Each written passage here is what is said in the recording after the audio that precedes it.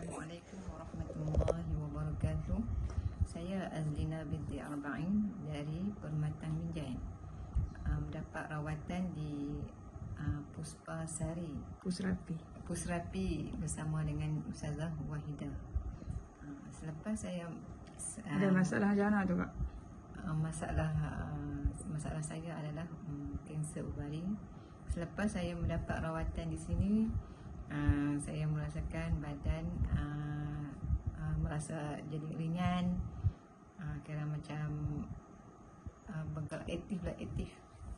Selepas dapat rawatan dan minum madu yang diberikan. Sebelum ni Kak rasa badan macam mana?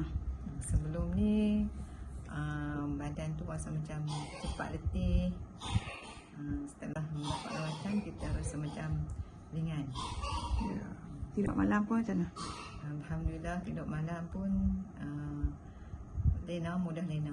Ya, okey. Kita doakan mudah-mudahan Allah Taala akan temukan dengan kesembuhan.